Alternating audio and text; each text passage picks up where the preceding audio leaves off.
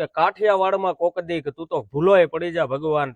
જોયું મિત્રો, અત્યારે રાતના 1:30 વાગવા આવી રહ્યા છે અને આ માળીનું ઘર 50% જેવું તો પૂરું થઈ રહ્યું છે. માજી સાથે કોઈને સ્નાન સૂતકનો સંબંધ ન હોય છતાંય તે આ મિત્રોની ટોળી રાત દી જોયા વગર અહીંયા મહેનત કરવા આવી રહ્યા છે. એટલે તો કહેવાય છે કે સેવા કરીએ ને ત્યારે એક મકાન બને છે. કોઈ સિમેન્ટ ને રેતીથી નહીં, પણ એક સેવાના માધ્યમથી જે ઘર બની રહ્યું છે એની ચારેકોર ચર્ચા થવી જોઈએ. મિત્રો, અમારે તમારો ફોલો ની જરૂર નથી, બસ તમે આ વિડીયો શેર કરો. માળીનું મકાન બનાવવા અમારું મિત્ર સર્કલ આવ્યું છે, તો મિત્રો વધારેમાં વધારે સપોર્ટ કરજો, વધારેમાં વધારે શેર કરો. અમારે તમારા ફોલો ની કાંઈ જરૂર નથી, પણ તમે વિડીયો શેર કરો. મિત્રો, આપણે આ માજીનું મકાન સોશિયલ મીડિયા થકી જ બનાવી રહ્યા છીએ. તમારા શેર કરવાથી પણ ઘણા લોકો પ્રેરિત થઈને અમારી જેવું કાર્ય કરે તો અમે પણ એમને સપોર્ટ કરી શકીએ. જો કે મિત્રો, તમે જોઈ શકો તેમ અત્યારના રાતના 1:30 વાગી ગયા છે. બધા લોકો સેવા કરવા માટે જ આવ્યા છે. અહીંયા કોઈને માળી પ્રત્યે બધાની લાગણી છે, એટલા માટે જ બધા આવ્યા છે. તો ઓલી કહેવતમાં કહેવાય એમ કે કાઠિયાવાડમાં કોક દી કે તું તો ભૂલોય પડી જા ભગવાન, તારા એવાય કરું સન્માન કે તને સ્વર્ગે ભૂલાવી દઉં શામણા. જે આપણું આ કાઠિયાવાડ છે મિત્રો, એમાં ખરેખર દિલથી આ બધા જ લોકો સેવા કરે છે મિત્રો. બાકી તમે જાઓ બીજા કઈ રાજ્યમાં તો ત્યાં આ વસ્તુ કઈ છે જ નહીં મિત્રો. અને ભાઈએ કીધું એમ કે તમારા ફોલો જરૂર નથી, પણ બને ત્યાં સુધી વિડીયો શેર કરો. એટલે તમારા શેર કરવાથી જે ખરેખર યોગ્ય માણસો છે